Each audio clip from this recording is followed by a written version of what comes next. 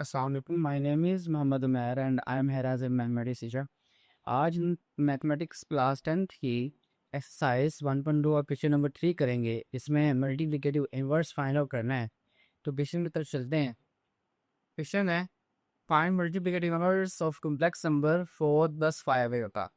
So complex numbers पता है कि return in the form of a + b iota है और वो z के इक्वल होते हैं, यानी z is equal a + b iota के। सो मैं सबसे पहले इसको लेट करता हूँ। ये मेरे पास एक कॉम्प्लेक्स नंबर है और मैं इसको ले सकता हूँ z के इक्वल, यानी 4 + 5।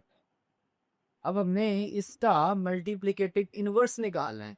मल्टीप्लिकेटिव इनवर्स से मुराद मल्टीप्लाई किया जाए उसको उसके रेसिप्रोकल के साथ, यानी ए है तो इसका रेसिप्रोकल 1/a होगा, जिसे कैंसिल करें और आइडेंटिटी है।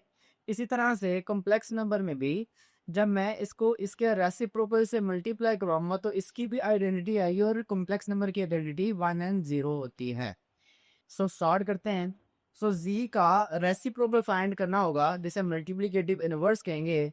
सो लिखता हूँ multiplicative inverse of z।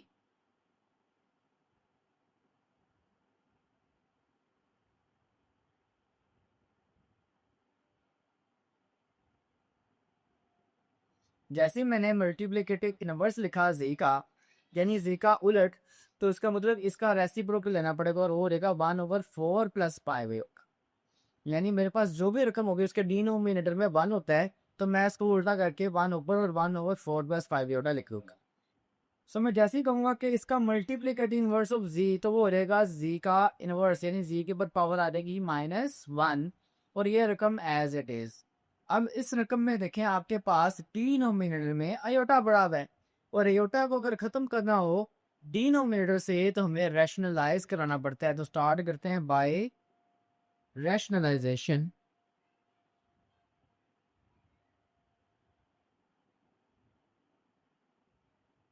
So rationalisation में डिनोमिनेटर में 4 + 5 होता है, इसे कॉन्जुगेट से मल्टीप्लाई डिवाइड किया जाता है।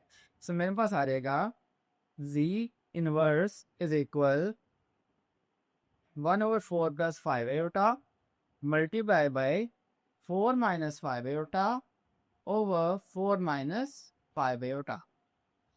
सो नोमिनेटर 1 मल्टीप्लाई 4 तो 4 ही आएगा and 5 Etah as it is he आएगा। तो डिनोमिनेटर में मेरे पास देखें z इनवर्स इज इक्वल, ये स्मॉल जी है, रकम न्यूमिनेटर की एज इट इज 4 - 5 होता ओवर डिनोमिनेटर में पहली टर्म सेम, दूसरी टर्म भी सेम, एक में प्लस एक में है माइनस। तो फार्मूला बना a + b, a - b which is a² - b², यानी पहली टर्म का आ जाएगा स्क्वायर 4 का स्क्वायर एंड -5 का स्क्वायर। होप्स आप हो ये सब क्लियर हो गया होगा। आप देख सकते हैं। सो 4 - 5 ओवर 4 का स्क्वायर 16, 5 का स्क्वायर 25 आयोटा का स्क्वायर। और हम जानते हैं कि आयोटा स्क्वायर की वैल्यू कितनी होती है -1। तो ये रेफरेंस मैंने साथ शामिल कर दिया। सो वैल्यू पुट कर रहा हूँ। सो 4 - 5 iota over 16 - 25, I just take the -1. Now minus multiply minus plus, so 4 - 5 होता है, डिनोमिनेटर में आ गया 16 + 25।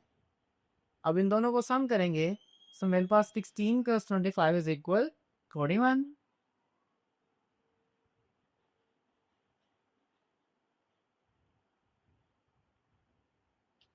अब कॉम्प्लेक्स नंबर्स हमेशा लिखे जाते हैं सेपरेट a + b आयोटा के फॉर्म में।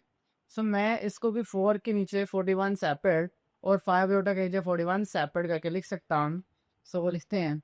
सो 4 over 41 separate, 5 over 41 iota separate. So ये आपका आ गया मल्टीप्लिकेटिव इनवर्स ऑफ z। अब लास्ट पे इसको लिख सकते हैं